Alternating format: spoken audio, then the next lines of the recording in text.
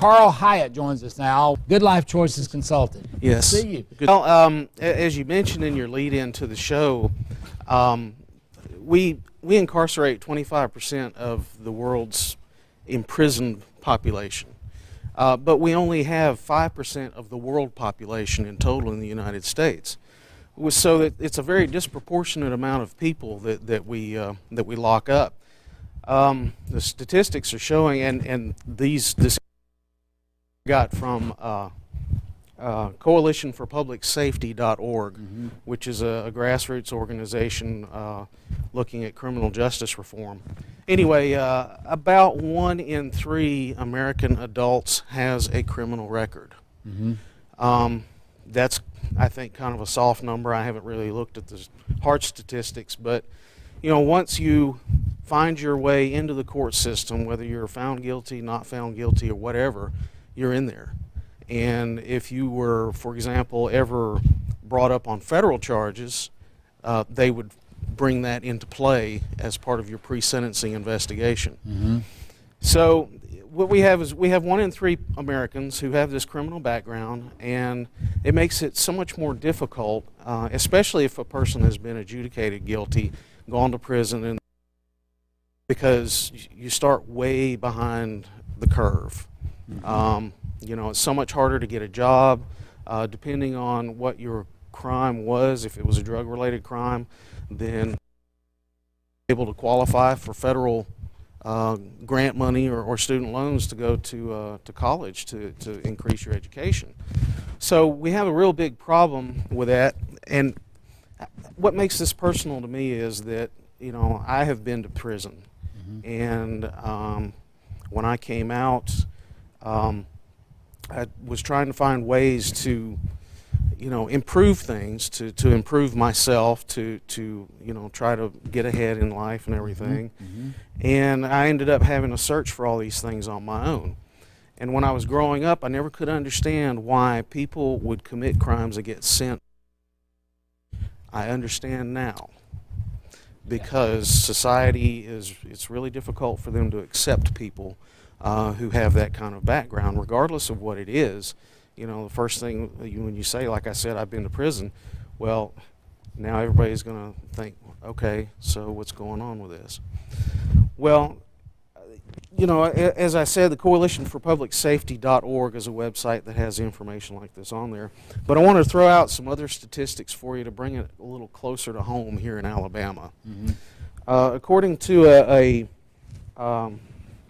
2005 report done by the National Bureau of Justice Statistics, the recidivism rate nationwide, that's the amount of people who are reincarcerated after only being out for 3 years, is 68%. 68% of people go out and commit another crime and get locked back up Many again. times the same. Sometimes the same crimes. Sometimes the same crimes. Right. Because it's the only thing that they know to do. It's the only way that they know to get ahead in life. Right.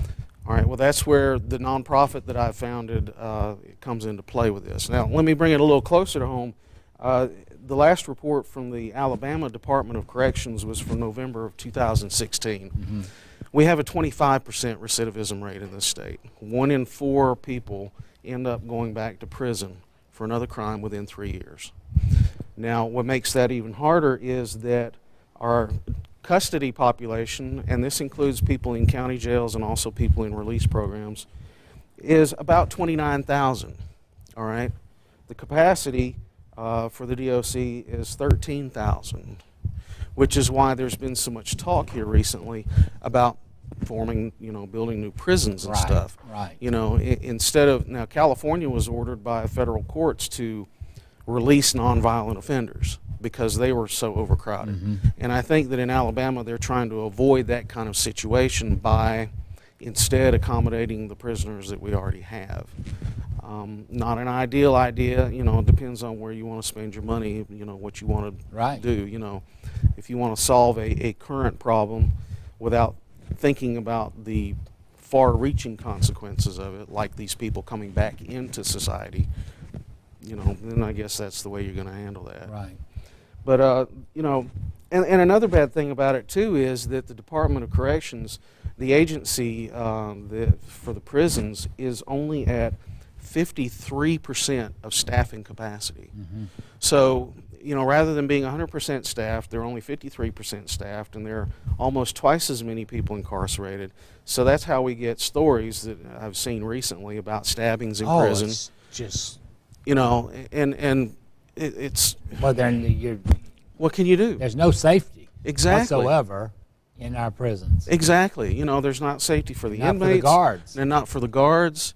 You know, and This is such an important subject here, and I love what you said, because when my office was right in Alberta, I had so many young men come to me and say, you know, I don't want to go back to selling drugs, yeah, but I don't have anything else that I can do to feed myself, and I know it's a terrible, terrible thing to do, but I can't get a job anywhere. And so when I started seeing, well, the city doesn't hire. At the time, university didn't hire. If you had a felony, welcome back to Great Day Tuscaloosa. And now we have up on the screen it's Choices Consulting. And we're joined by, once again today, Carl Hyatt, and welcome back. Thanks. Well, just to recap, we heard already about how nationwide the recidivism rate is 68%. That means that 2 out of 3 people are going to go back to prison within 3 years. Right. Statewide, the recidivism rate is 25%. That's 1 in 4 people. So the question is, what are we going to do about that? We had talked about how the state wants to build more prisons, want to replace. So I thought what I would do is share some of the costs of that, so that people will get an idea, maybe if you can wrap your head around some of these numbers. In order to pay for the upkeep of an incarcerated person, as of 2014, it costs $15,000, nearly $16,000 a year per person. With the number of people that I mentioned yesterday, nearly 30,000, we end up with $456 million per year. And that's just for the upkeep of the inmates. Now, staffing, as I mentioned yesterday, the staffing is about 50% of capacity, and the inmates are over twice the capacity of the prisons. So the proposition that's been on the table recently is that we're going to build larger prisons, we're going to replace some older prisons, and they want to, I guess, float bonds for $800 million to pay for those things. So meanwhile, what you're doing is you're keeping the same number of people incarcerated and paying out the same $456 million per year to keep them incarcerated. Right. Now, according to the report that that the DOC released back in November, there used to be a release program, but it's been done away with. I'm not sure exactly what happened to it. There was nothing in the report stating that, other than that it used to exist. So what we have then, if we don't incarcerate them, then instead we put them on probation. Well, there's costs involved in that too. As of 2013, the ratio of felons to probation officers nationwide was 53 to 1. I would imagine that. Statewide, it was 193 to 1. Okay? I don't imagine that a probation officer has the time to keep up with that many people. No, it's like a social worker. That's why I've been against all the release from the mental health institutions, because while it may sound good, social workers can't keep up. That's right. And probation officers, we know, ask any district attorney's office in the state, they don't have enough of them. Right. At all. And not only that, and this is not laying any fault at anybody's feet, but the probation officer, I guess maybe because they're so overwhelmed with the number of people on their books, they don't have all the information that someone who is on probation needs in order to lift themselves up out of that 40% that was mentioned yesterday. You know, or people who are making 40% of what they used to make.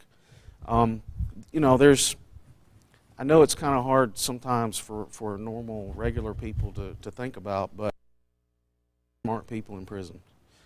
There are lawyers in prison. There are doctors in prison. They made mistakes. For example, let's use our ex-governor Bentley as an example. I mentioned him yesterday off camera. As we all know, the news has reported that he pleaded guilty to misdemeanor charges, which is good for him, because if he had pleaded or gone through and been charged with felony charges, he would have lost his medical license to practice. So there are collateral consequences that are not always fully talked about or divulged. A lot of agencies, especially in Alabama, will pull licenses from professionals for felons. Yeah, more recently, a lot of those pharmacists and doctors prescribing opiates and things such as that. That's right. And they take their license pretty quick. Yeah. So an alternate solution then is to give these felons, when they come out, give them the tools they need to not go back. You know, not all felons are required to go through any sort of counseling, mental health counseling, which is kind of a shame, because I think that a lot of, as a matter of fact, studies have shown that over 50% of our incarcerated people have mental health issues. So they probably should be seeing a mental health professional. Now, we're not mental health professionals with Good Life Choices Consulting, but there is a plan that we intend to use. I went through some training with this plan. Everyone has common life goals that they have, you know, whether it's peace of mind, happiness, belong to a community, to improve and build relationships with people. These are all common life goals to everyone. Now, the problem is that people try to meet these goals in inappropriate ways.